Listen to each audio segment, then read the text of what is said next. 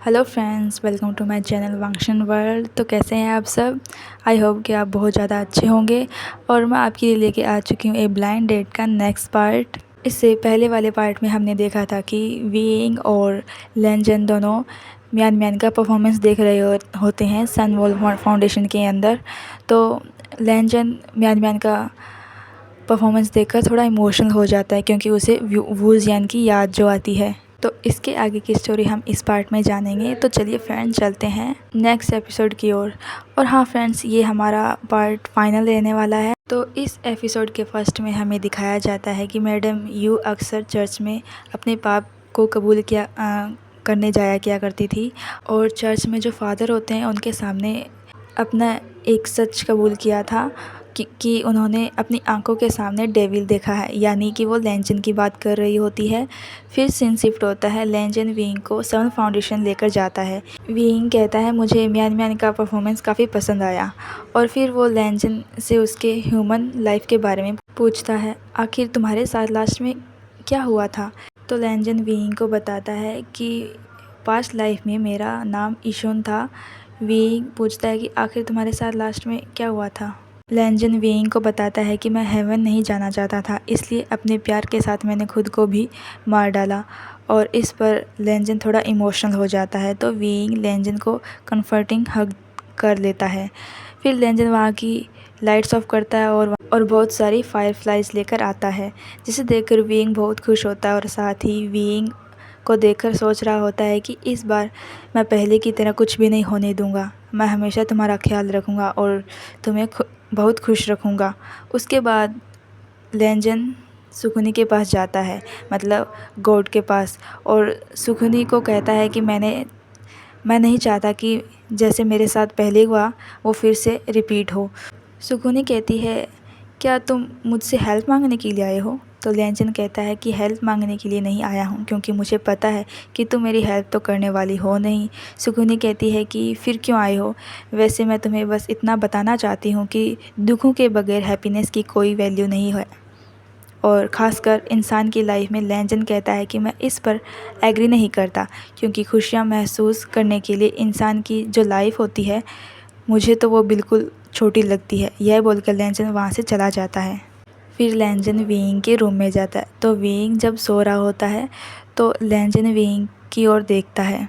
फिर उसके पास कानों में जाकर सॉफ्टली से कहता है कि उठ जाओ जान, तुम्हारे लिए घर का खाना रेडी किया है। यह सुनकर वीइंग ही भागते हुए बाहर की तरफ जाता है, लेकिन वो देखता है कि टेबल तो बिल्कुल खाली होता है। तो लेंजन अपनी पावर से वहाँ पर बहुत सारा खाना लेकर आता है, जिसे देखकर वीइंग बहुत ज़्यादा खुश हो जाता है और लेंजन को हक करके कहता है, तुम तो मेरे प्यारे हबी हो, बस मैं अभी ब्रश करके आता हूँ, मेरा वेट करना। उसके बाद ऑफिस के लिए निकल पड़ते हैं दोनों।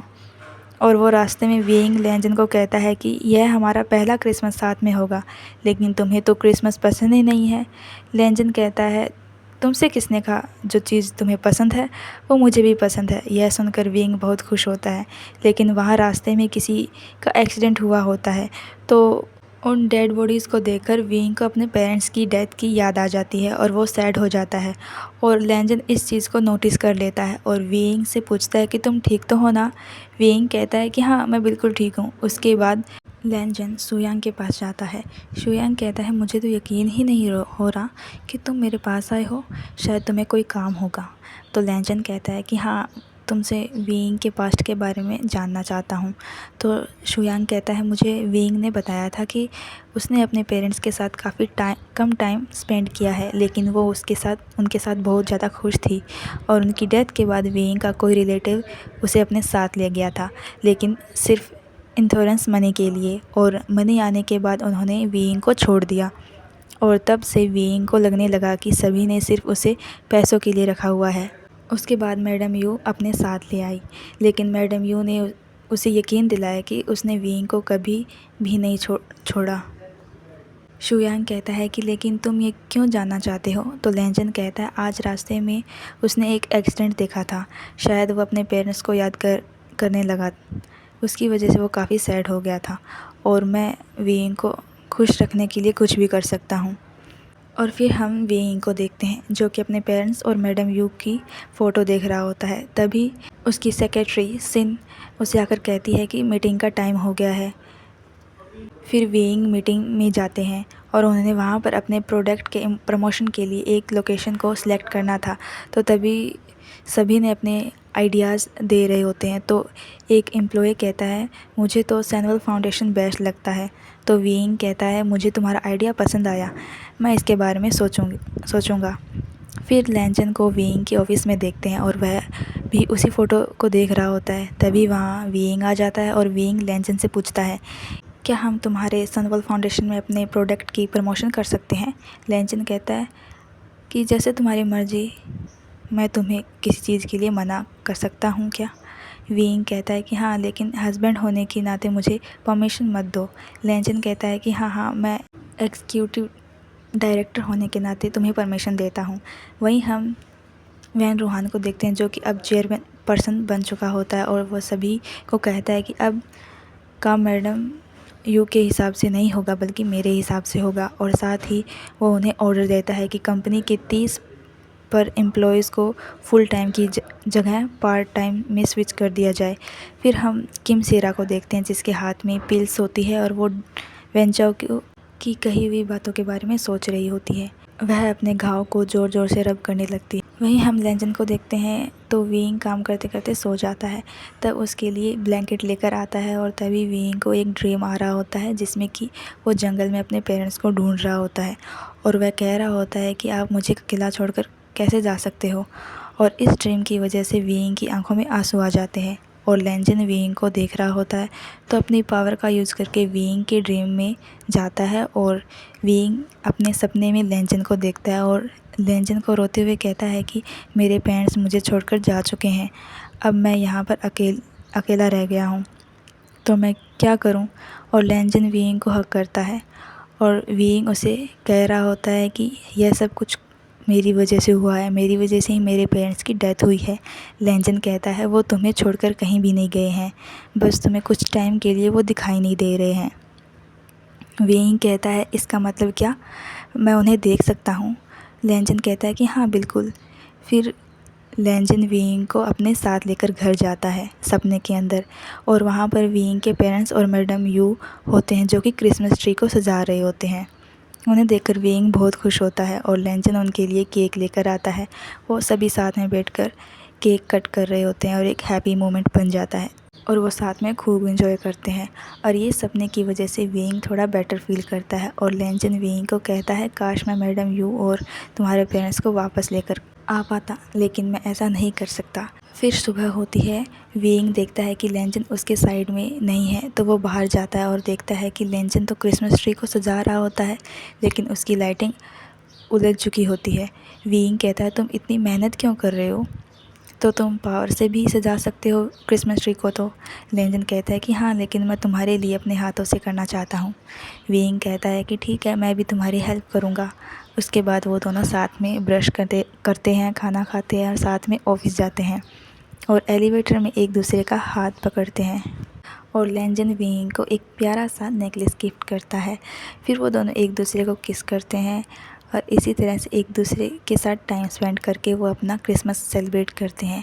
फिर हम शिन और मिस्टर पार्क को गाड़ी में देखते हैं। मिस्टर पार्क कहता है मैंने तुमसे कहा था ना कि ड्राइव मैं करूँगा। शिन कहती है मुझे अपने मैन को प्रोटेक्ट करना है तो ड्राइव मैं करूँगी। और वो उसे कहने लगती है तुम्हें पता है ना कि मेरी लास्ट मैरिज फेल हो गई थी, इसलिए मैं अपने रिलेशन के बारे में अभी किसी को नहीं बता रही हूँ। मिस्टर पार्क कहता है तुमसे किसने कहा तुम्हारी मैरिज फेल हो गई, तुम्हारे डिवोर्स तो सक्सेसफुल हो गया था ना, और मुझे क्या ही चाहिए। और उसने सिन के लिए लंच भी पैक किया हुआ होता है मिस्टर पार्क ने। फिर शिन उसे सवल फाउंडेशन छोड़कर चली जाती है लेकिन वो देखता है कि लंच तो उसी के पास रह गया है, मिस्टर पार्क के पास। फिर वो भागते हुए शिन की गाड़ी रोकने की कोशिश करता है लेकिन शिन उसे बाय कहकर चली जाती है।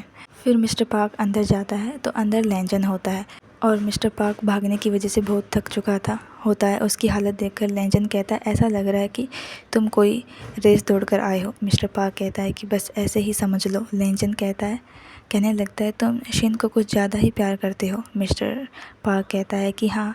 फिर उसे पूछता है क्या तुम विंग के ऑफिस जाने वाले हो। लैंजन कहता है कि हाँ। तो मिस्टर पार्क उसे लंच बॉक्स दिखाता है, जिसे देखकर लैंजन खुश होता है और कहता है कि क्या मेरे और विंग के लिए है ये। मिस्टर पार्क कहता है कि नहीं, ये शिन के लिए है। तुम ऑफिस जा रहे हो तो ये शिन को दे देना।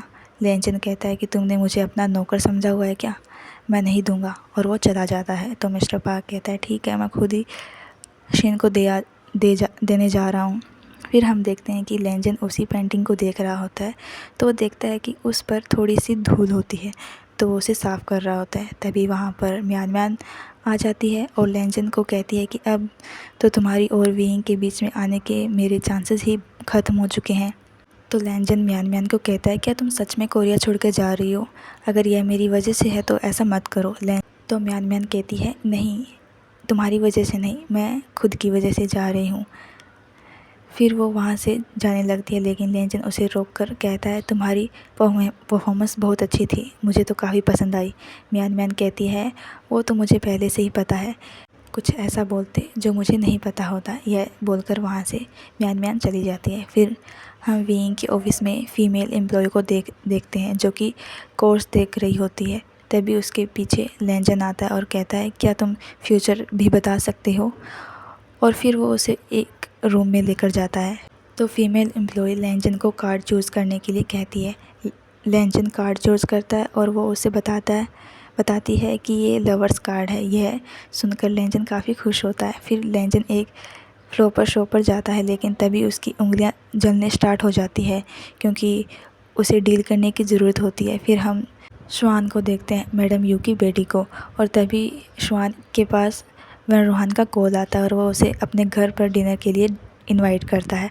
उसके बाद वैन रोहान विंग को भी कॉल करता है, तो उसकी कॉल देखकर विंग उसकी कॉल को अवॉइड करने की सोचता है, लेकिन वो उसे पिक कर लेता है और वैन रोहान उसे भी डिनर पर इनवाइट करता है। वहीं लैंजन देखता है कि एक आदमी को पैसों की ज़रूरत होती है।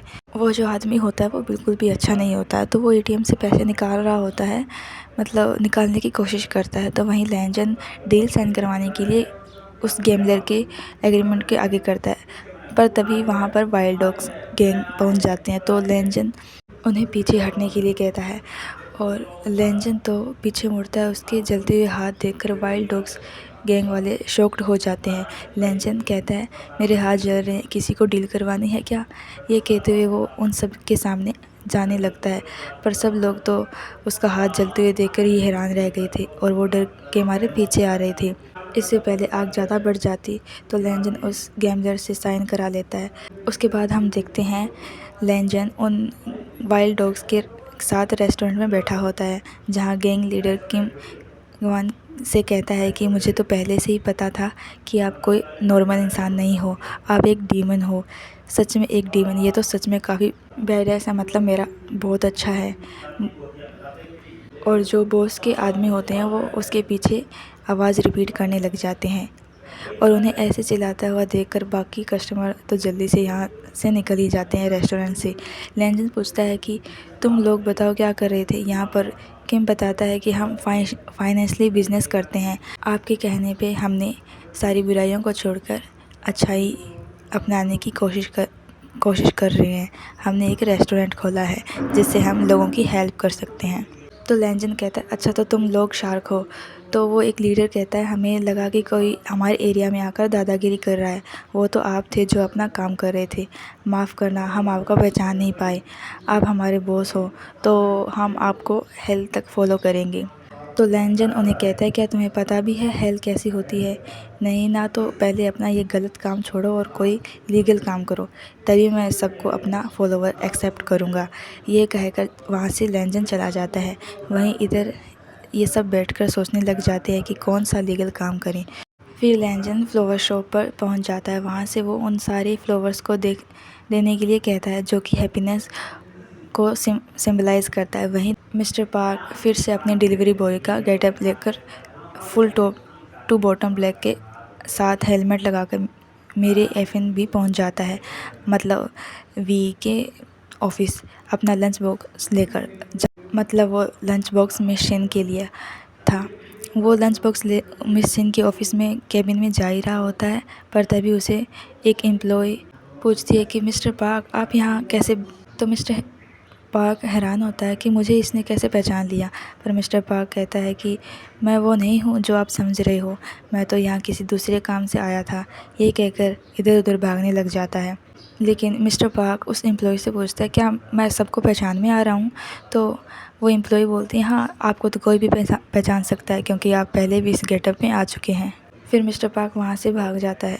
तो मिस्टर पार्क एक जगह पर जाके रुक जाता है, तो वहाँ पर मिस शेन आ जाती है और वो शेन मिस्टर पार्क को पहचान लेती है क्योंकि मिस्टर पार्क पहले से इस गेटअप में आ चुके हैं, इसलिए सब लोग उन्हें पहचान गए थे। मिस्टर पार्क पूछते हैं सब लोग मुझे कैसे पहचान रहे हैं।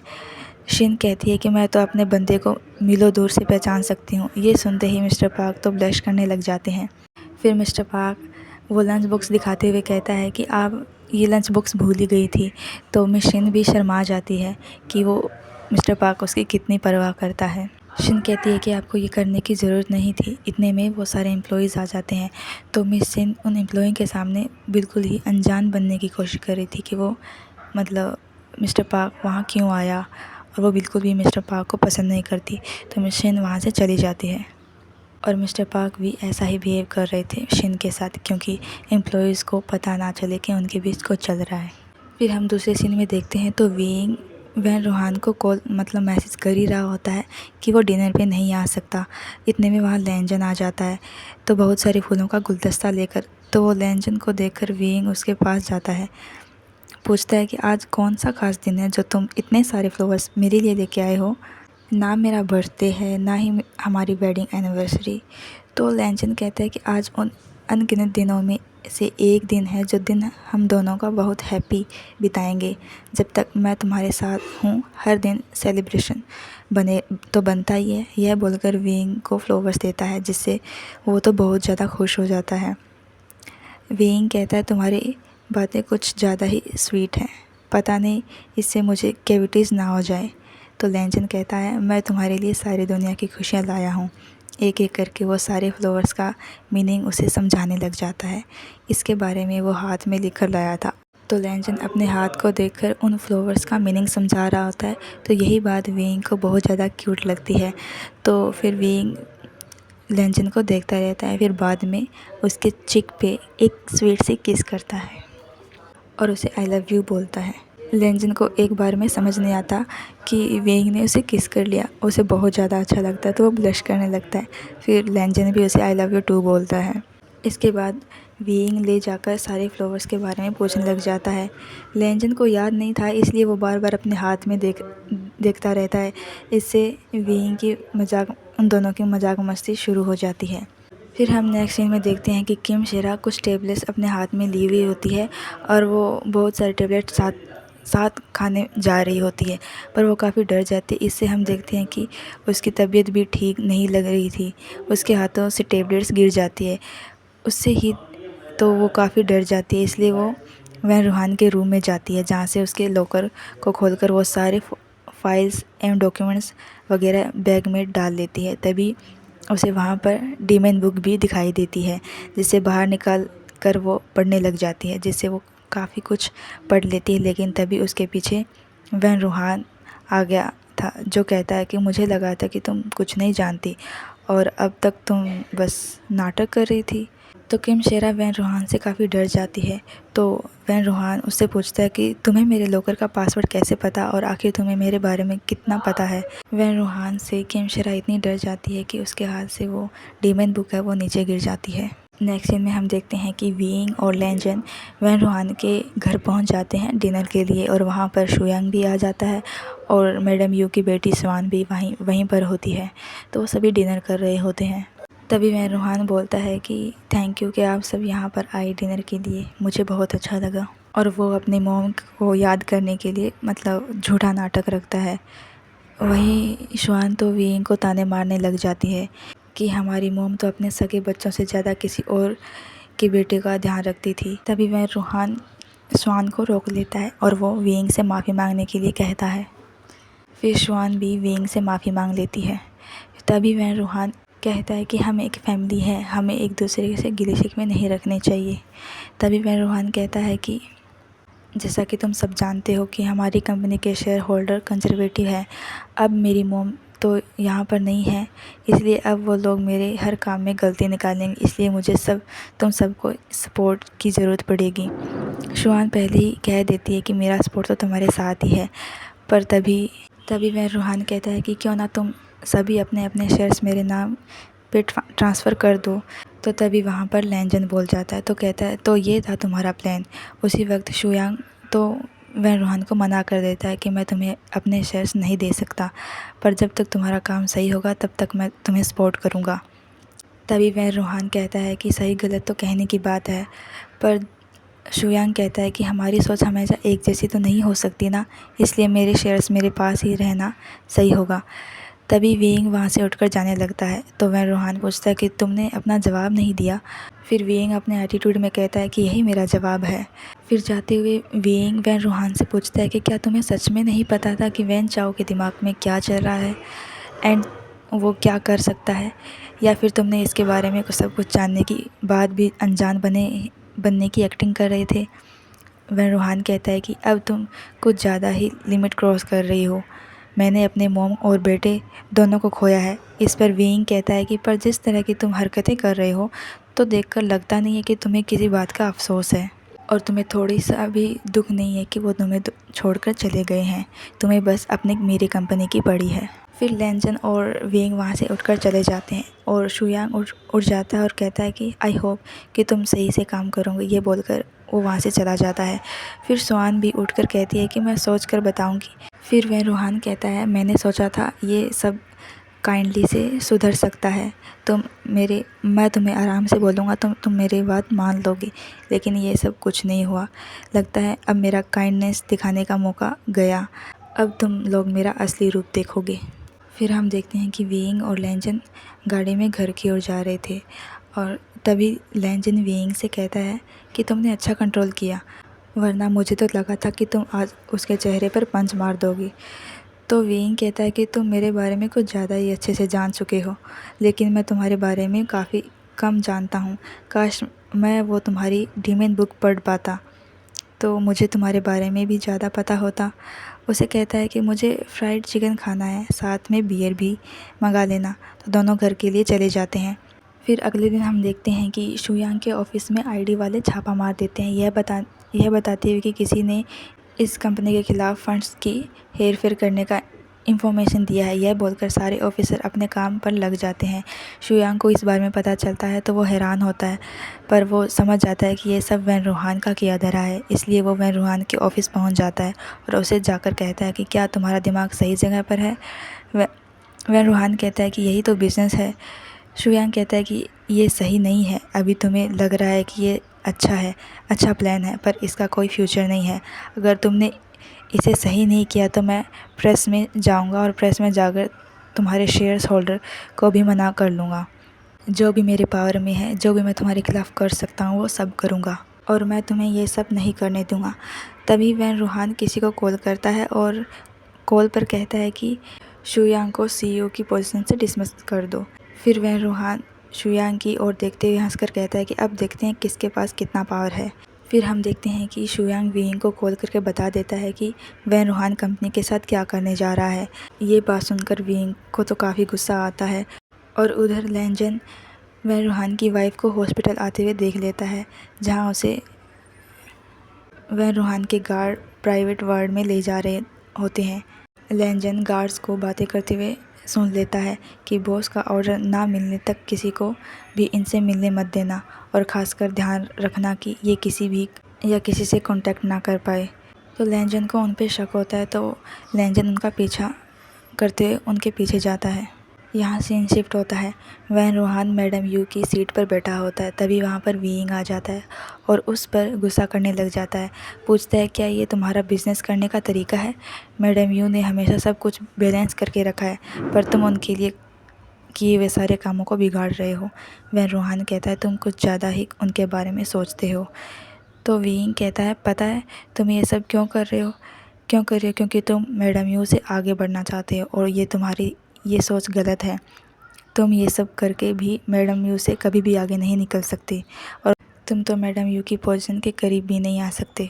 फिर वह रूहान कहता है कि आखिर कब तक तुम उनके साए में जीना चाहते हो? एक्सेप्ट कर लो, जो दुनिया उन्होंने बनाई थी वो ख़त्म हो चुकी है और मैं उनकी दुनिया को तोड़कर बाहर आ चुका हूँ।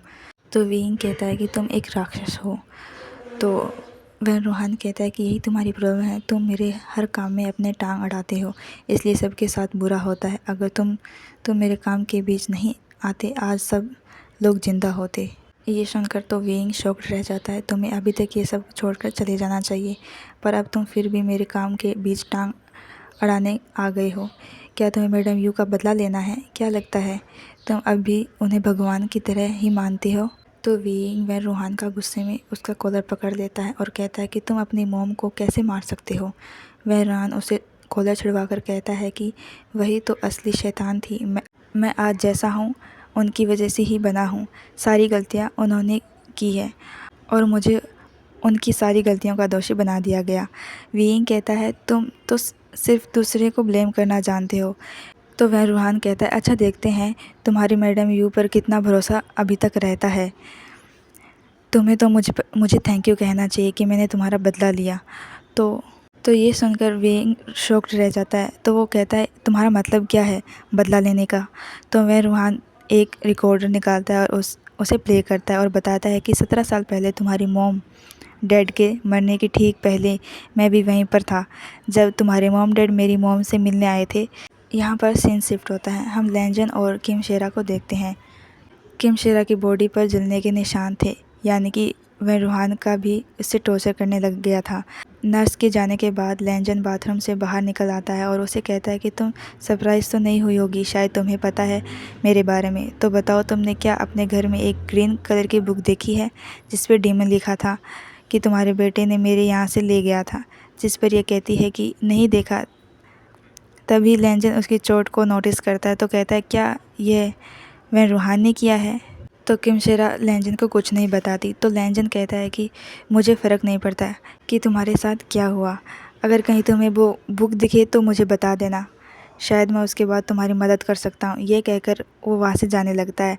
इधर वह रूहान वो रिकॉर्डर प्ले करता है तो 17 साल पहले का फ्लैशबैक शुरू होता है। यहाँ वीइंग के मॉम डैड मैडम यू के ऑफिस में आए थे क्योंकि उन्हें पता चल गया था कि मैडम यू कोई गलत काम कर रही है, इसलिए उन्हें रोकने के लिए आए थे। पर मैडम यू कहती है कि अब मेरी कंपनी है तो मैं कुछ भी करूं, इससे तुम्हें क्या? वीइंग के डैड कहते हैं कि ये कंपनी हमारी भी मेहनत से बनी है, कंपनी तुम्हारी अकेले की नहीं है। मैडम यू कहती है तुमने तो खुद से ही कंपनी छोड़ दी थी ना, तो अब क्या लेने आए हो? जिस पर वीइंग के डैड कहते हैं कि तुम्हारे बुरे काम को मुझे एक्सपोज करना ही होगा, वरना न जाने तुम कितने लोगों की ज़िंदगी बर्बाद कर दोगी।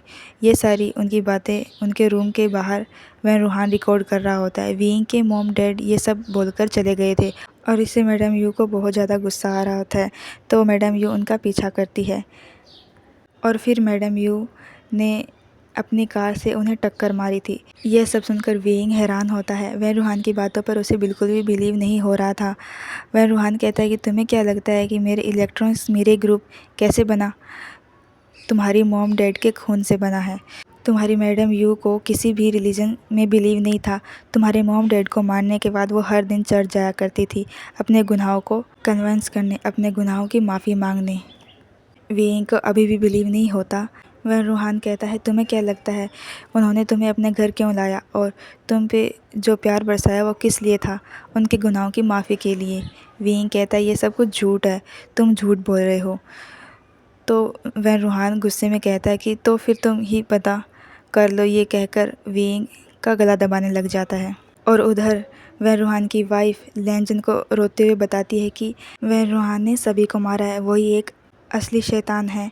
उसने वेंचाओ को मारा, अपनी मॉम को मारा और वीइंग को भी उसी ने मारने की कोशिश की है। तो लैंजन भी ये सारी बातें सुनकर शॉक्ड था और उधर वह रूहान वीइंग का गला दबा रहा होता है। तो वीइंग अपने बचाव के लिए एक पेन उठाता है और पेन से वह रूहान के ऊपर वार करता है, पर लेकिन वीइंग कुछ नहीं कर पाता। वह रूहान उसका गला दबाता रहता है, जिससे कि वीइंग बेहोश होने लगता है। तभी वहाँ पर लैंजन टेलीपोर्ट करके आ जाता है और वीइंग को बचा लेता है। लैन को बहुत ज़्यादा गुस्सा आया होता है वैन रूहान पर, क्योंकि वो विंग को बहुत ज़्यादा हर्ट करता है। तो लैनजन वैन रूहान को मारकर दूर फेंकता है। तो विंग उठकर देखता है तो लैनजन ने वैन रूहान का गला दबाकर हवा में लटका दिया होता है। लैनजन तो बहुत ही ज़्यादा गुस्से में था। तभी वैन रूहान के गार्ड्स आवाज़ सुनकर दरवाज़ा पीटने लग जाते हैं, पर उनके अंदर आने से पहले ही लैनजन और विंग वैन रूहान को लेकर टेलीपोर्ट हो जाता है और क्लॉक टावर के ऊपर पहुंच जाता है। वैन रूहान कहता है, आखिर मुझे तुम्हारी पावर्स देखने को मिली। लैनजन बहुत गुस्से में उसका गला दबाए हुए था और उसे क्लॉक टावर के ऊपर से लटका दिया था। वैन रूहान कहता है कि मार दो मुझे ताकि हम दोनों साथ में हेल जा सकें। मैं जानता हूँ कि तुम किसी इंसान को नहीं मार सकते, वरना तुम्हें हेल में कैद कर दिया जाएगा। जिस पर लैनजन कहता है कि आधी नॉलेज बहुत ख़तरनाक हो सकती है। यह कहकर उसका गला छोड़ देता है। वैन रूहान गिरने लगता है, पर वो उसे रोक लेता है। फिर लैनजन वैन रूहान को कहता है, मैं भले ही तुम्हें मार नहीं सकता, मैं तुम्हें टॉर्चर तो कर ही सकता हूँ, और अब मैं तुम्हें इतना टॉर्चर करूँगा कि तुम मुझसे मार डालने की भीख मांगोगे। इस पर विंग उसे कहता है, बहुत हो गया, हम इसे पुलिस के हवाले कर देते हैं। इस पर वैन रूहान उसे कहता है कि पुलिस में जाकर कोई फ़ायदा नहीं होगा, क्योंकि मेरे खिलाफ़ तुम्हारे पास कोई सबूत नहीं है जिससे तुम कोर्ट में प्रूफ कर सको कि मैंने ही अपने बेटे को और मॉम को मारा है। तुम लोग मेरा एक बाल भी मांगा नहीं कर सकते। जिस पर लैनजन उससे कहता है कि तुम शायद एक सबूत को मिटाना भूल गए। तभी हम देखते हैं कि वैन रूहान की वाइफ किम सेरा पुलिस स्टेशन पहुंच गई थी, जिससे लैनजन ने उस हॉस्पिटल से बाहर निकाला था। तो वो पुलिस को जाकर सच बता देती है कि वैन रूहान ने ही अपने बेटे और अपनी मोम की जान ली है, जिसका इल्ज़ाम उसने वैन चौ के नाम पे चढ़ा दिया।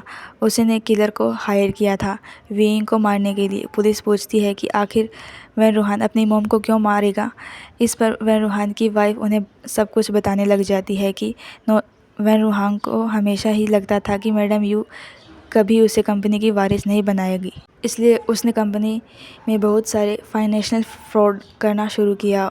और जब उसे लगा कि मैडम यू विंग को सब कुछ देने वाली है और मैडम यू को वैन रूहान के फ्रॉड के बारे में पता चला, तब वैन रूहान ने उन्हें मार दिया। इधर लैनजन किम सेरा के बारे में बताता है, तो वैन रूहान कहता है कि ये फैमिली ही सभी मुसीबतों का जड़ है।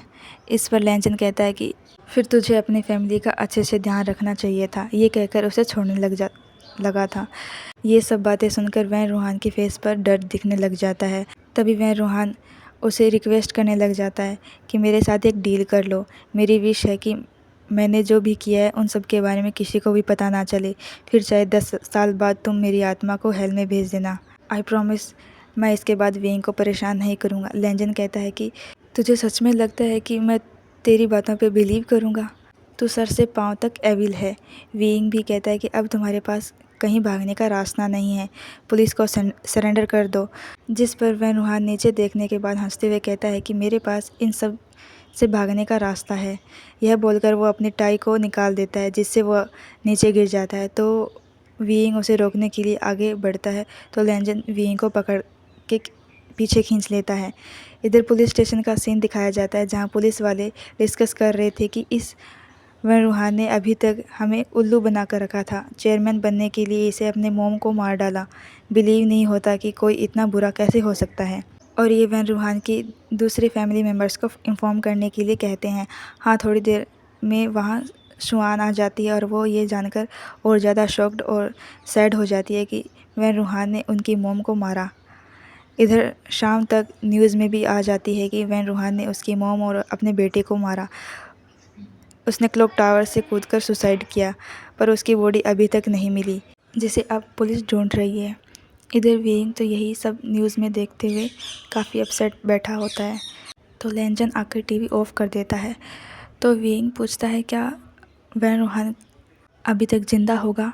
तो लैनजन कहता है कि मैंने उसे अपनी पावर से ढूंढा, लेकिन वो मुझे नहीं मिला। अगर वो ज़िंदा होता तो मैं अपनी पावर से उसे ढूंढ लेता। फिर लैनजन विंग से कहता है कि मुझे जल्दी आना चाहिए था। आई एम सॉरी इतना लेट पहुंचने के लिए। विंग कहता है, कोई बात नहीं, मैं ठीक हूँ। लैनजन विंग के गले को टच करता है एंड उसका दर्द ठीक कर देता है। तभी डोरबेल बजता है, तो लैनजन चेक करने के लिए जाता है कि गेट पर कौन है। तो वहाँ गेट पर शुयांग होता है। शुयांग बताता है कि पुलिस समंदर में वैन रूहान की तलाश कर रही है क्योंकि क्लॉक टावर से वो समुंदर में गिरा था, लेकिन उसकी बॉडी ढूंढना काफ़ी मुश्किल होगा क्योंकि पानी बहुत गहरा है।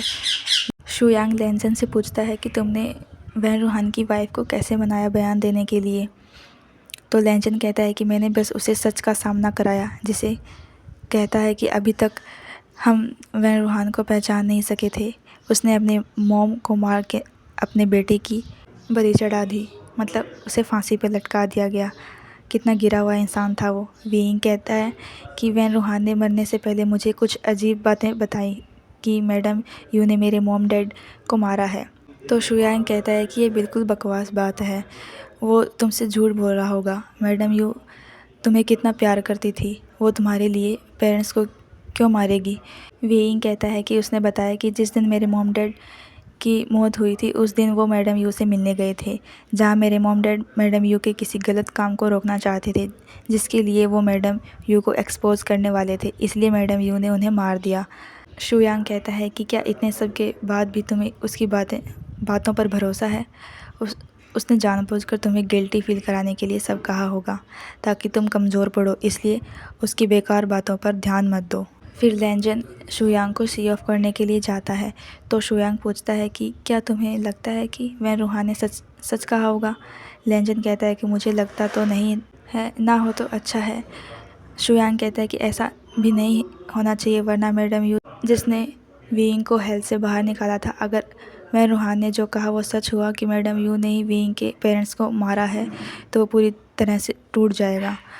तो लैंजन शुयांग को सी ऑफ करने के बाद रूम में आता है जहाँ वीइंग सोया हुआ होता है। तो लैंजन उसके पास जाकर सो जाता है। वीइंग लैंजन का नाम पुकारता है। लैंजन जवाब देता है कि हाँ मैं यहीं हूँ। तो वीइंग कहता है कि बस जानना चाहती थी कि तुम यहाँ पर हो या नहीं। लैंजन कहता है हाँ मैं तुम्हारे पास ही हूँ, तुम जितनी बार बुलाओगे मैं जवाब दूंगा और कहीं नहीं जाऊंगा। तो वीइंग बार बार लैंजन का नाम लेकर बुलाने लग जाता है। तो लैंजन हर बार उसका जवाब देता है। इसी तरह से वीइंग सो जाता है।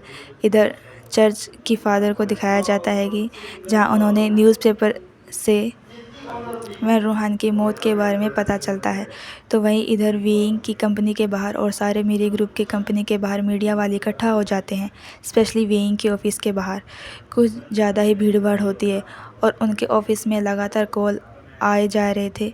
वैन रूहान की मौत से एम्प्लॉयज़ भी गॉसिप करने लग जाते हैं। तो वीइंग की सेक्रेटरी शिन सभी को चुप कराकर काम करने में लगा देती है।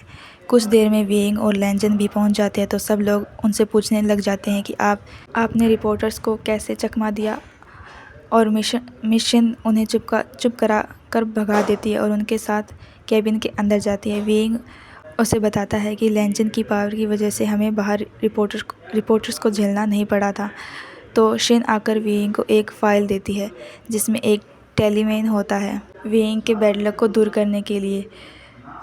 तो लैंजन चेक करने के लिए आता है। तो टेलीमैन को देखकर मिशन से कहता है कि क्या आप मुझे यहाँ से भगाना चाहती हो जो टेलीमैन लेकर आए हो।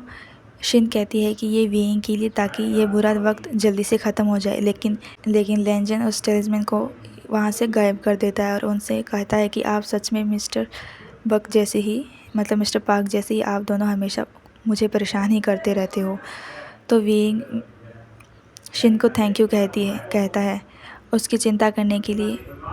मिशन बाहर आकर कहती है कि वीइंग तो किसी टेलीजन की ज़रूरत नहीं है क्योंकि सबसे स्ट्रॉन्ग टेलीजन तो हमेशा उसके साथ ही रहता है।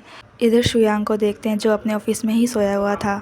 तभी म्यानम्यान मिलने आती है। दोनों खाना खाने के लिए रेस्टोरेंट आते हैं जहाँ म्यानम्यान उसे अपने लास्ट परफॉर्मेंस का पास देती है और उसे सॉरी कहती है क्योंकि उसने लैंजन के बारे में शुयांग से झूठ कहा था।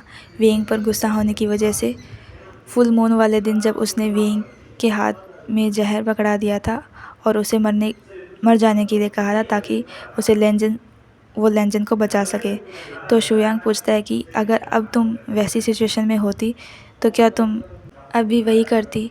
इस पर म्यानम्यान कहती है हाँ, क्योंकि मैं ऐसी ही हूँ और डायरेक्टर लैंजन के लिए मेरा लगाव ऐसा ही है, इसलिए मैं इस परफॉर्मेंस के बाद हमेशा के लिए कोरिया छोड़कर जा रही हूँ।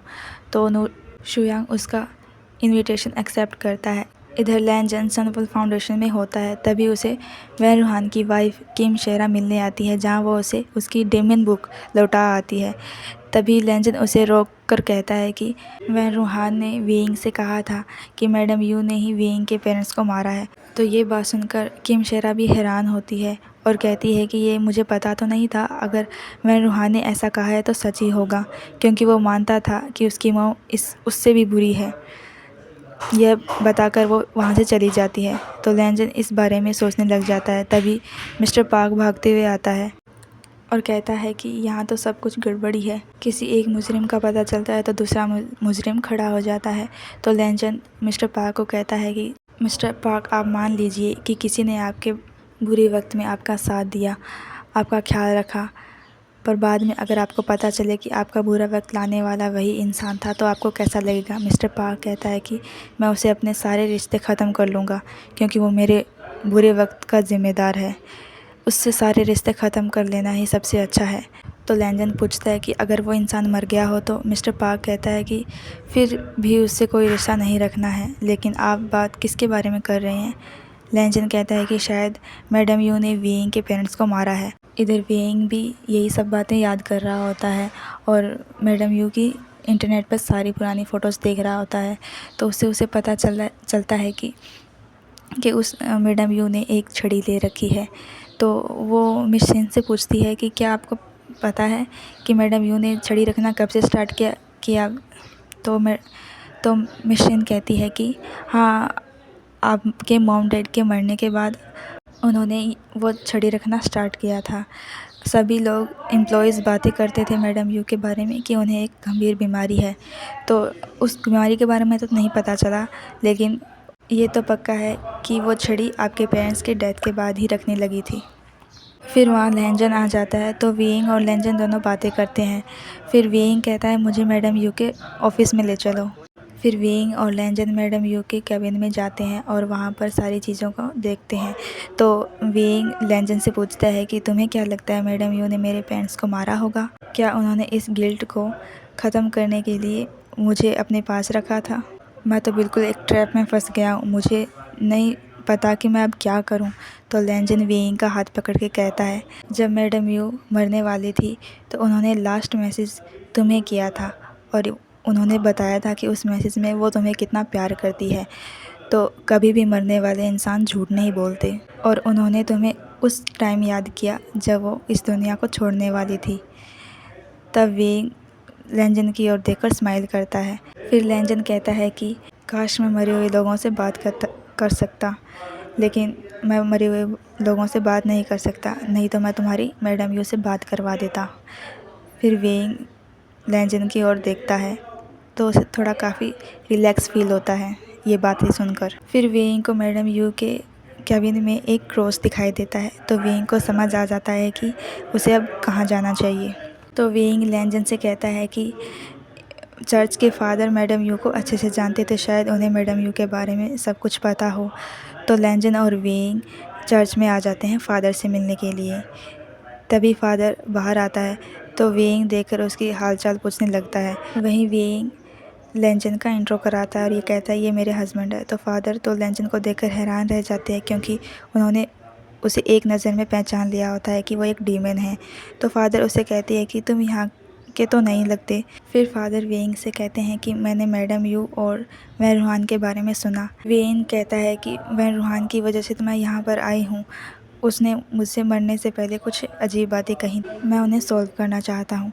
तो फादर वेइंग को कहता है कि हमें बात करने के लिए थोड़ी प्राइवेसी की ज़रूरत है, इसलिए वो लैंजन को कुछ देर बाहर वेट करने के लिए वेइंग बोल देता है। तो लैंजन भी बाहर गेट पर वेइंग का वेट करने लग जाता है। इधर फादर वेइंग को बताते हैं कि आखिरकार तुम्हें वो बात बताने का टाइम आ ही गया। मैडम यू आखिर तक गिल्ट फील करती रही तुम्हारे साथ ऑनेस्ट ना रहने के लिए। तो इससे हमें फ्लैशबैक का सीन दिखाया जाता है। मैडम यू के मरने से कुछ टाइम पहले वो चर्च में कन्फेस करने आई थी, जहाँ वो कहती है कि मुझे पता है कि मैं हेवन नहीं जा सकती, पर मुझे नर्क में जाने से भी ज़्यादा डर किसी और बात का है। मुझे डर है वेइंग की माफ़ी ना मिलने की। मरने से पहले अगर मुझे हिम्मत नहीं हुई वीइंग को सच बताने की, पर फिर भी अगर वीइंग ने सच के बारे में पूछा तो फादर आपसे मैं रिक्वेस्ट करती हूँ कि आप उसे यह सच बता देना। जिससे 17 साल पहले का फ्लैशबैक शुरू होता है। जब वीइंग के मॉम डैड मैडम यू से मिलने के लिए आए थे तो बात यह थी कि मैडम यू एक बहुत बड़े इन्वेस्टमेंट को पाने के लिए किसी प्रोजेक्ट में काम कर रही थी जिससे काफ़ी लोगों की जान का खतरा था। इसलिए वीइंग के मॉम डैड उस प्रोजेक्ट को रोकना चाहते थे, पर मैडम यू तो जिद पर अड़ी हुई थी उस इन्वेस्टमेंट को पाने के लिए। पर वीइंग के डैड उनकी कंपनी के वर्कर्स की फ़िक्र थी, इसलिए वो कहते थे कि इन सारे वर्कर्स की जान बचाने के लिए अगर मुझे तुम्हारी गलत काम को एक्सपोज करना पड़े तब भी मैं पीछे नहीं हटूँगा। यह कहकर वीइंग के पेरेंट्स वहाँ से चले जाते हैं। इससे मैडम यू को बहुत ज़्यादा गुस्सा आता है और वो भी कार लेकर उनके पीछे चली जाती है। मैडम यू के सर पे तो जैसे गुस्सा सवार हो चुका था। वो इन दोनों को रोकने के लिए कुछ भी करने के लिए तैयार थी, भले ही उन्हें मारना क्यों पड़े। वो बहुत तेज़ी से अपनी कार वीइंग के पेरेंट्स की कार की ओर ले जाने लगती है, तो वीइंग के डैड भी घबराकर कार को काफ़ी तेज़ भगाने लगते हैं। वीइंग की मॉम बहुत ज़्यादा घबरा जाती है तो उन्हें वीइंग के बर्थडे के बारे में याद दिलाने लगती है। इस पर डैड कहते हैं कि डोंट वरी, हम वीइंग का बर्थडे ज़रूर मनाएंगे, हम उससे ज़रूर मिलेंगे। लेकिन तभी उनकी कार का एक टायर फट जाता है। इससे इनकी गाड़ी डिसबैलेंस हो जाती है, जिससे वीइंग के डैड की कार पलटी खाकर गिर जाती है, जिससे दोनों को काफ़ी चोट आती है। मैडम यू ने उसे काफ़ी दूर कार को रोक लिया था। इधर कार में वीइंग के डैड को होश आता है, जिन्हें काफ़ी चोट आई होती है। वो अपनी वाइफ को चेक करता है, लेकिन वो मर चुकी थी। तभी उनके फ़ोन पर वीइंग का कॉल भी आ रहा था, पर वीइंग के डैड वीइंग की मॉम को जगाने की कोशिश कर रहे थे, पर कोई फ़ायदा नहीं होता। तभी वो देखता है कि सामने से लैंजन उनकी ओर चलते हुए आता है। इसे वीइंग के डैड पहचान लेते हैं कि वो वही डीमन है।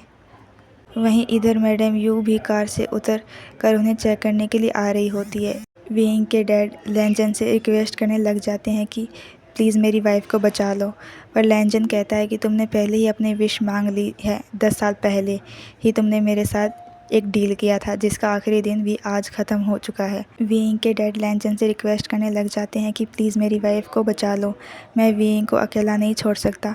पर लैंजन कहता है कि हार्ट अटैक से तुम्हारी मौत हो जाएगी। तभी उनके फ़ोन पर वीइंग का कॉल आ रहा था। वीइंग के डैड फ़ोन को उठाने जाते हैं, लेकिन उसी दौरान उन्हें हार्ट अटैक आ जाता है और उनकी डेथ हो जाती है। इसलिए लैंजन उनका एग्रीमेंट लाता है, जो कि वीइंग के डैड के मरते ही जल जाता है और लैंजन को यह सब करता हुआ मैडम यू देख लेती है। लैंजन जब उन्हें देखता है तो उनकी ओर जाता है। मैडम यू तो उसे देखकर काफ़ी ज़्यादा डर जाती है और पूछती है कि कौन हो तुम और तुमने अभी क्या किया उनके साथ। लैंजन थोड़ा हंसते हुए कहता है कि तुम्हारी आंखों में देखकर लगता है कि तुम किसी चीज़ को पाने के लिए काफ़ी डिस्प्रेस हो। तो मैडम यू ये सुनकर काफ़ी शॉक्ड हो जाती है। लैंजन अपने डेविल स्माइल के साथ पूछता है कि क्या तुम चाहती हो कि मैं तुम्हारी विश पूरी करूं? मैं तुम्हारी कोई भी विश पूरी कर सकता हूं, जो भी तुम्हें चाहिए, जैसी लाइफ तुम्हें चाहिए, पर 10 साल बाद तुम्हें इसका पे बैक करना होगा। 10 साल बाद तुम्हारी आत्मा हेल में चली जाएगी। मैडम यू काफ़ी घबराते हुए कहती है कि तो तुम ही वो डेविल, तुम ही वो। ये कहते हुए वो अपनी कदम पीछे करने लग जाती है। तभी कार में निकला फ्यूल इनकी ओर ही आ रहा था। मैडम यू लैंजन को देखकर घबराते हुए अपने कदम पीछे कर रही थी, पर लैंजन उनको देखकर अपनी डेविल स्माइल दे रहा था। तभी अचानक वीइंग के डैड की कार ब्लास्ट हो जाती है, जिससे मैडम यू की टांग में फ्रैक्चर हो जाता है। यहाँ पर 17 साल पुराना फ्लैशबैक ख़त्म हो जाता है। तो फादर बताते हैं कि मैडम यू उस रात को कभी भूल नहीं पाई और अपनी पूरी ज़िंदगी उस रात के बारे में सोचकर पछताती है। वो पूरी ज़िंदगी अपने आप को ब्लेम करती आई है। अगर उन्होंने उस रात तुम्हारे मॉम डैड को फॉलो नहीं किया होता तो शायद आज वो ज़िंदा होते। इसी बात का उन्हें ज़िंदगी भर तक गिल्ट रहा। तो इसके बाद वीइंग बाहर चला आता है। लैंजन पूछने आता है कि फादर ने क्या बताया। वीइंग कहता है यही कि मैं रूहान ने झूठ कहा था। लैंजन पूछता है कि फिर तुम इतना लो क्यों फील कर रहे हो। वीइंग कहता है कि कुछ पल के लिए ही सही, पर मैं मैडम यू पर डाउट किया था, उसके लिए मुझे बुरा लग रहा है। फिर वीइंग लैंजन को घर चलने के लिए कहता है। जाते हुए लैंजन फादर को थोड़े शक की निगाहों से घूरने लगता है। घर आकर वीइंग कहता है कि वो फ्रेश होने जा रहा है, फिर वो सोने जाएगा। तो लैंजन विंग का हाथ होल्ड करके कहता है, क्या तुम ठीक हो? विंग कहता है, हाँ मैं बस थोड़ा थक चुका हूँ। यह कहकर वो बाथरूम में चला जाता है, जहाँ दरवाज़ा बंद करके वो टैप चालू कर देता है और रोने लग जाता है। वो फादर की बातों का याद करता है।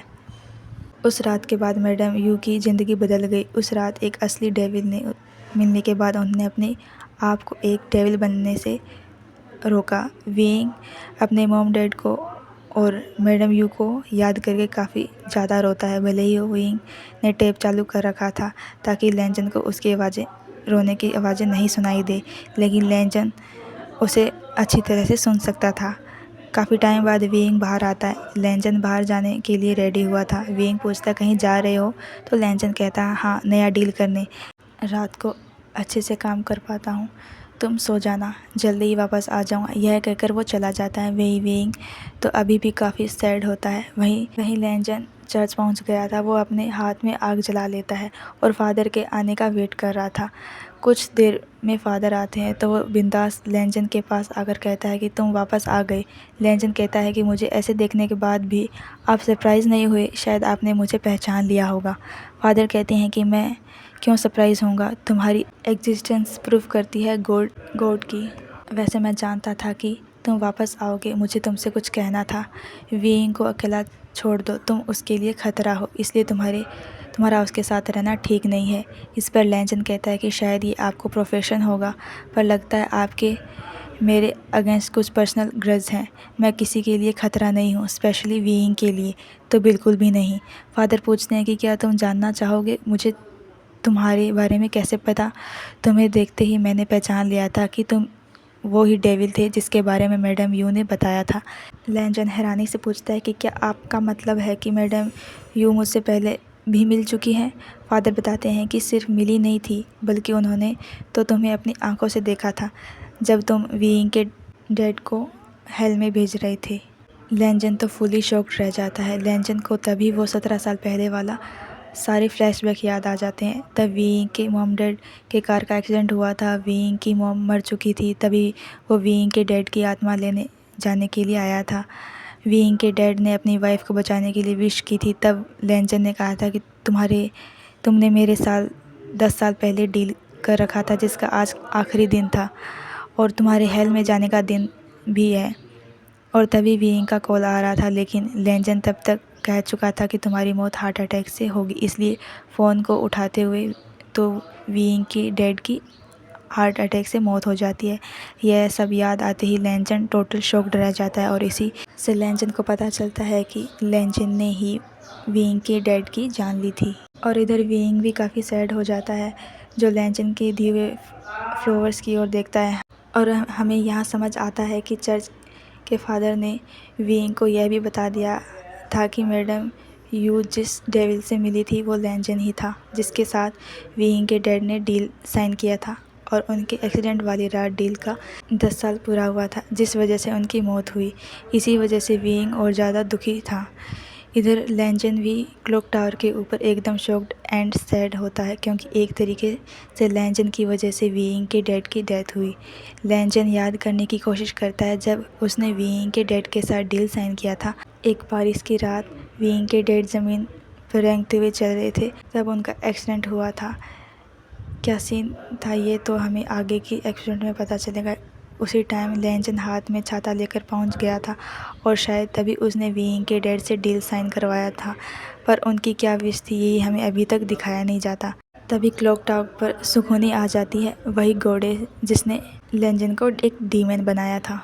तो सुखोनी लैंजन को कहती है कि इतने सालों बाद किसी को याद रखना थोड़ा मुश्किल है, पर ये काफ़ी नॉर्मल बात है और वैसे भी इंसान को कुछ बातें भूल ही जाना चाहिए, पर जिस अनफॉर्चुनेटली होने से रोकना चाहते थे उसकी शुरुआत तो विंग के जन्म से ही हो चुकी थी। लैंजन पूछता है कि आप सब कुछ पहले ही जानती थी?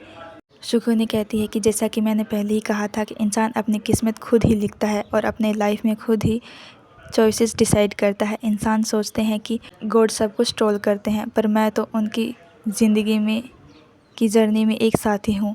लैंजन अगली सुबह घर आता है, विंग को देखने उसके रूम में जाता है पर विंग अपने रूम में नहीं होता। लेंजन भी काफ़ी सैड होता है, तो वो समझ नहीं पा रहा था इतना सब कुछ जानने के बाद विंग का सामना कैसे करें। इधर विंग भी काफ़ी सैड होकर मैडम यू के कब्र में पहुंचता है। उनसे कहता है कि मैंने पिछली बार कहा था कि मैं इस बार आपसे मिलने अच्छे मूड में आऊँगा और सॉरी प्रॉमिस तोड़ने के लिए। फिर विंग मैडम यू से पूछता है कि अगर आप मेरे साथ ऑनेस्ट होती तो क्या मुझे अब भी लेंजन से प्यार होता। तब हम देखते हैं कि लेंजन तो दूर से ही उसे देख रहा था और उसकी ये बातें सुनकर वो वहाँ से चला जाता है। उसके जाने के बाद विंग कहता है कि मेरे डैड ने क्या विश करी होगी, इस बारे में मैं ज़रूर जानना चाहूँगा। डैड की क्या विश रही होगी, क्या पता उस डील के ज़रिए लेंजन ने मेरे डैड की जान बचाई हो। जिससे हम समझ पाते हैं कि विंग लेंजन को खोना नहीं चाहता था। वो अपनी सैडनेस को दूर करने के लिए कोई ना कोई बहाना ढूंढ रहा होता है। लेकिन लेंजन विंग के लिए बहुत बुरा फील करता है। तभी उसके फ़ोन पर किसी का कॉन्ट्रैक्ट एक्सपायर होने का अलर्ट आता है। इधर विंग सुनल फाउंडेशन आता है, जहां म्यानम्यान उससे मिलती है, जो उसे कहती है कि आज मेरा लास्ट परफॉर्मेंस है, उसके बाद मैं हमेशा के लिए अबोर्ड जा रही हूँ, इसलिए तुम्हें गुड बाय कहना चाहती थी। पर म्यानम्यान विंग को थोड़ा अपसेट देखकर कहती है कि ऐसा ही होता है जब कोई इंसान एक डीमन में पड़ता है, इसलिए तुम्हें संभल कर रहना चाहिए। तो विंग कहता है कि तुम कहना क्या चाहती हो। तो म्यानम्यान कहती है मैं तो बस मजाक कर रही थी, बट आई होप कि तुम हमेशा खुश रहो, चाहे डायरेक्टर लेंजन के साथ रहो या नहीं। तो विंग उसे थैंक यू कहता है। फिर विंग मिस्टर पार्क से मिलता है, तो मिस्टर पार्क लेंजन के बारे में पूछता है। विंग बताता है कि वो नया डील साइन करने के लिए गया है। तो मिस्टर पार्क कहता है कि लगता है बॉस के पावर्स वापस मिलने के बाद वो कुछ ज़्यादा ही अपने काम में फोकस कर रहे हैं। तभी विंग उन्हें प्राइवेट में कुछ बात करने के लिए बुलाती है, लेकिन मिस्टर पार्क को किसी इम्पोर्टेंट काम के लिए बुला लिया जाता है। तो विंग उन्हें जाने के लिए कहता है।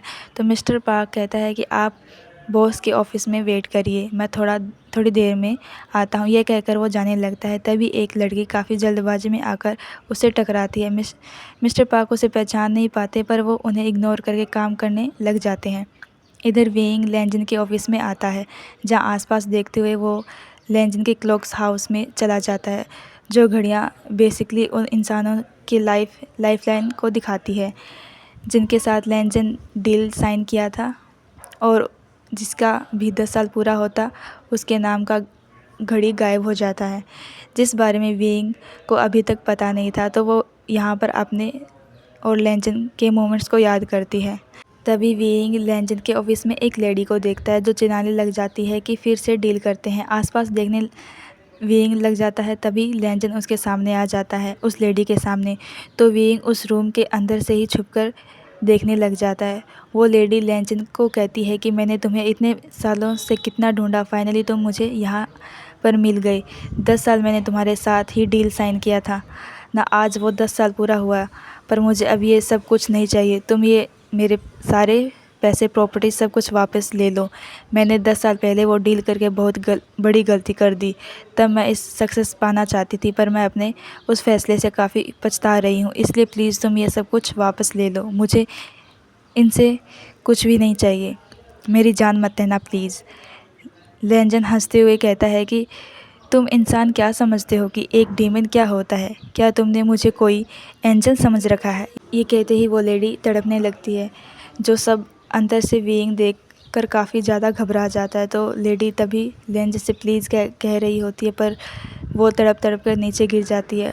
लेंजन नीचे बैठकर उसे देखता है, कहता है कि ध्यान से देखो, डीमन ऐसा होता है। लेंजन की आंखें लाल हो गई थी और उस टाइम वो पहली बार काफ़ी एविल लग रहा था। विंग लेंजन का ये रूप देखकर काफ़ी ज़्यादा घबरा जाता है और वो लेडी ज़मीन पे तड़प कर मरने लगती है, जो सब देखकर विंग रूम के अंदर भाग जाती है और इन घड़ियों को देखने लग जाती है। और इस बार वो हर घड़ी के नीचे अलग अलग नाम नोटिस करती है, और वो लेडी बाहर मर रही थी, उसके नाम की घड़ी का कांटा 10 के घेरे पर आते ही उधर वो लेडी मर जाती है और इधर ये घड़ी भी गायब हो जाती है, जो सब देखकर विंग और ज़्यादा शॉक्ड होता है और वो भी बिलीव नहीं कर पा रहा था कि यहाँ पर जो इतने सारे घड़ी है वो सब इंसानों की लाइफ लाइन है, जिनके पूरे होते ही वो लोग मर जाएंगे। विंग अपने डैड की मौत को याद करता है, उनके नाम की भी घड़ी यहाँ पर रही होगी और उस दिन वो भी ऐसे ही तड़प कर मरे होंगे, जो सब सोचकर वो विंग काफ़ी ज़्यादा डर जाता है और काफ़ी पैनिक करने लग जाता है। इधर लेंजन की भी जब आंखें नॉर्मल हुई थी तब उसे भी घड़ी थोड़ा अलग फील हुआ था और फिर वो यहाँ से बाहर चला जाता है। जाते हुए उस रास्ते में मिस्टर पार्क मिलते हैं जो उससे पूछता है कि आप यहाँ पर कब आए।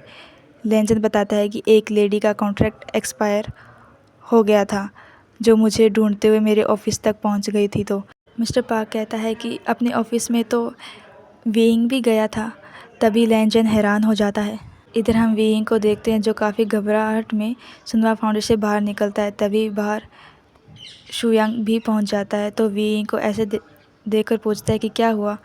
तभी अंदर से लेंजन भी वेइंग का नाम बुलाते हुए इधर आने लगता है। उसे सीढ़ियों से नीचे आता देखकर वेइंग तो घबराहट में अपने कदम पीछे कर लेता है, जो देखकर लेंजन भी वहीं रुक जाता है और समझ जाता है कि वेइंग ने उसे ऑफिस में देख लिया था।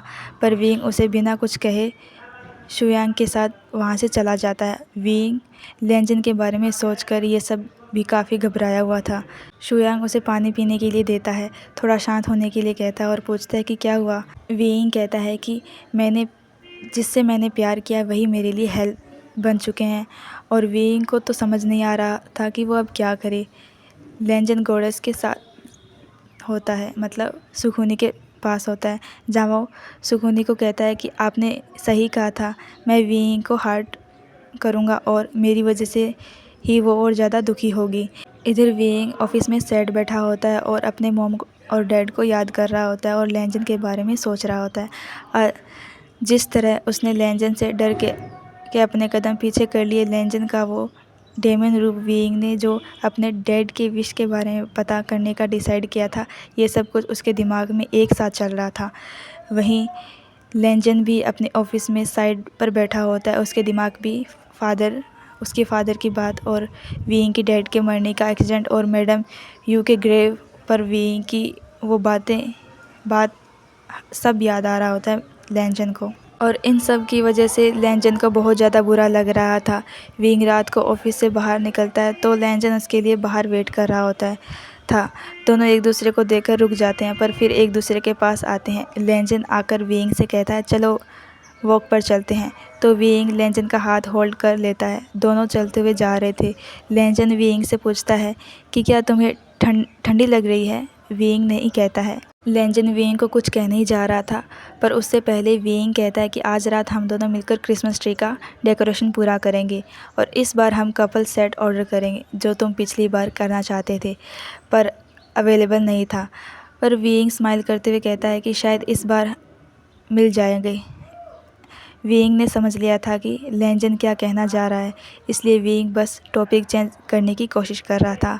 पर लेंजन उसे कह देता है कि मुझे नहीं लगता कि इस बार हम साथ में क्रिसमस मना पाएंगे और कहता है कि वेइंग अपने आप को इस हेल से बचा लो। यह बोलकर वेइंग का हाथ छोड़ देता है और वहाँ से चला जाता है। वेइंग के पीछे मुड़ने की भी हिम्मत नहीं होती। वह लेंजन का नाम लेकर बुलाने लग जाता है। उसे बहुत बार लेंजन कहकर बुलाता है लेकिन लेंजन नहीं आता।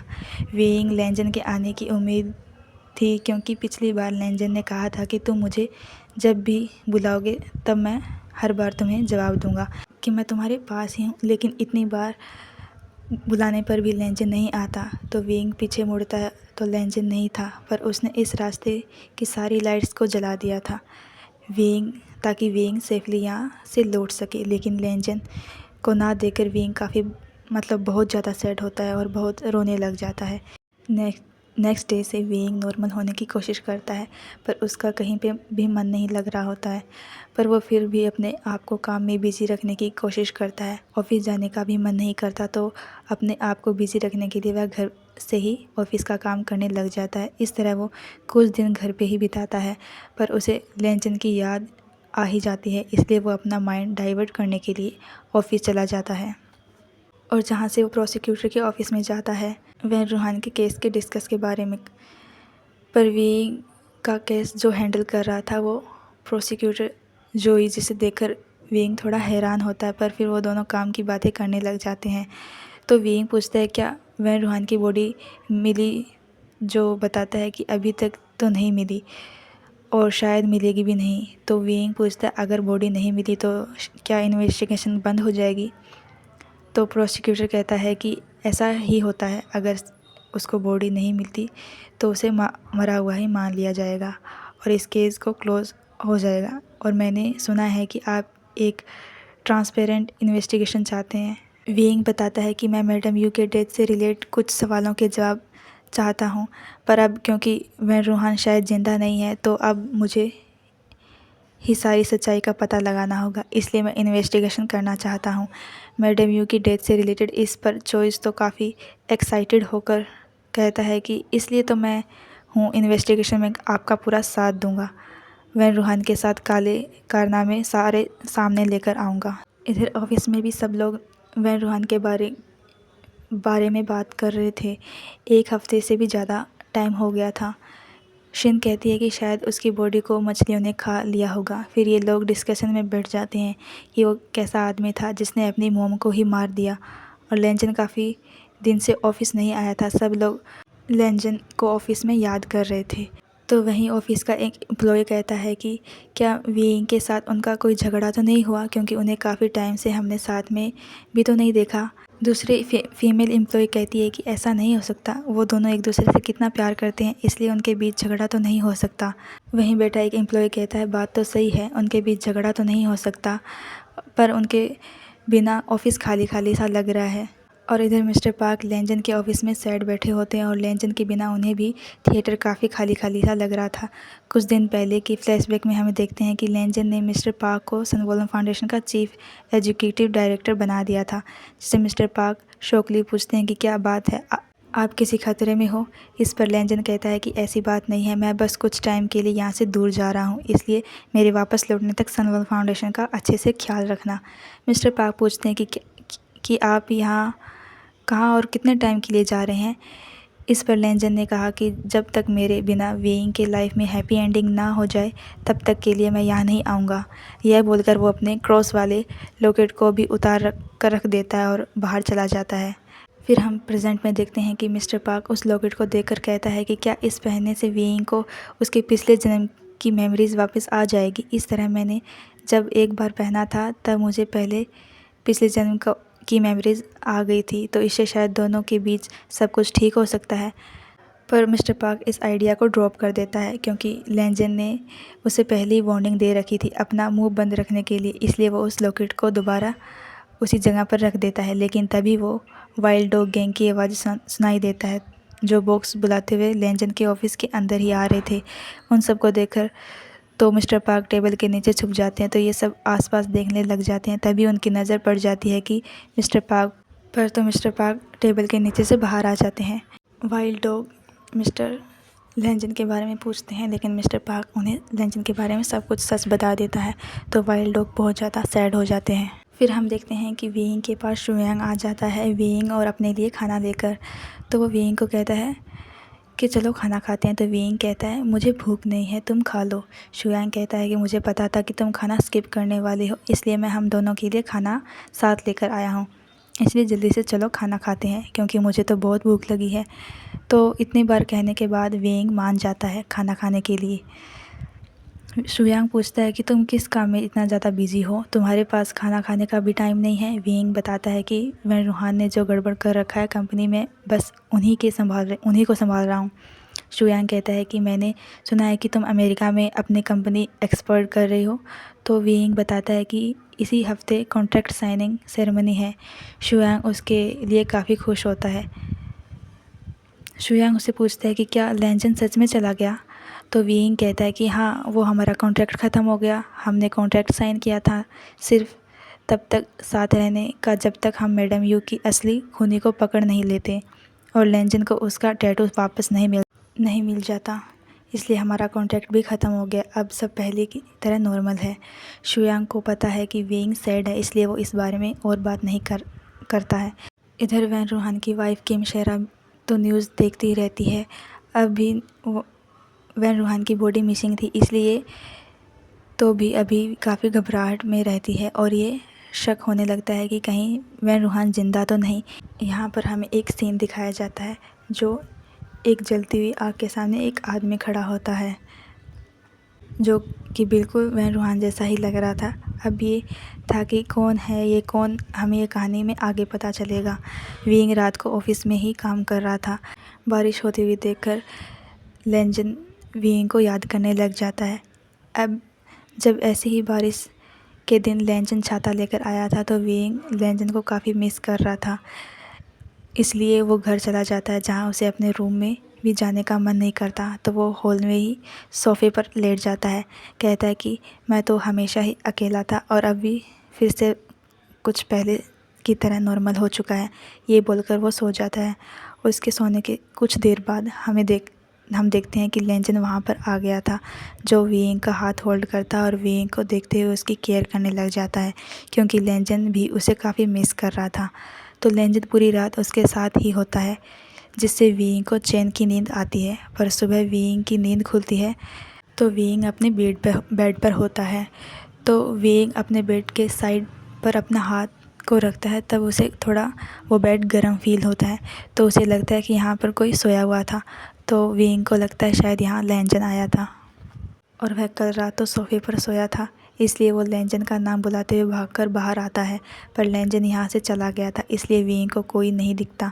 अगली नाइट विंग और विंग के ऑफिस के सारे एम्प्लॉयज़ वो एक साथ एक पार्टी करते हैं। तो सभी सारे ड्रिंक करते हैं, तो विंग भी बहुत ज़्यादा ड्रिंक कर लेता है। तो पार्टी ख़त्म होने के बाद विंग ने घर जाने के लिए कैब बुक कर लिया था। पर मिशन को विंग की फ़िक्र होती है, लेकिन विंग कहता है कि मैं अकेला घर चला जाऊंगा, आप लोग जाओ एंजॉय करो। इसलिए विंग कैब में बैठकर घर चला जाता है। पर हम देखते हैं कि विंग पे कोई नज़र रख रहा होता है। इधर विंग अपने फ्लोर पर लिफ्ट से बाहर निकलता है, पर बाहर की लाइट्स नहीं जल रही होती है। तो विंग उन लाइट से बात करने लग जाता है और लाइट को देखकर चुटकी बजाने लग जाता है। कहता है जल जा, वरना मेंटेनेंस ऑफिस में जाकर तुम्हारी कंप्लेंट कर दूंगा और दूसरी लाइट से तुम्हें बदलवा दूंगे। ये सब बोलते हुए विंग का बैलेंस बिगड़ जाता है और वो नीचे गिर जाता है, जिससे उसके घुटने में चोट लग जाती है। जिससे विंग को तो रोना आ जाता है, क्योंकि एक तो वो पहले से ही लेंजन को याद कर रहा था और फिर वो अपने आंसू पहुंचकर लेंजन को याद करते हुए कहता है कि तुम्हें लगा होगा कि मुझे इससे हर्ट होगा, पर मैं बिल्कुल ठीक हूँ, मुझे कुछ नहीं हुआ, सब कुछ तो नॉर्मल है। यह कहकर वो संभल कर उठता है और धीरे धीरे चलते हुए जा रहा था। तभी वो लाइट्स भी जल जाती है, जिसे देखकर विंग काफ़ी खुश होता है। वो अपने अपार्टमेंट में चला जाता है और आज भी वो हॉल में ही सोफ़े पर लेट जाता है और वो अपने आप से ही कहता है कि आज रात भी अपना ख्याल रख लेना। तो उसके सोने के कुछ देर बाद यहाँ पर लेंजन आ जाता है और उसके सामने आकर बैठ जाता है। उसके घुटनों की चोट को हील कर देता है, जिससे हमें पता चलता है कि लेंजन तो हर टाइम उसके साथ ही था। रेस्टोरेंट में ड्रिंक करने के बाद जब वो आ रहा था, तब लेंजन ही उसे देख रहा था। बाहर लाइट्स को भी लेंजन ने ही ठीक किया था।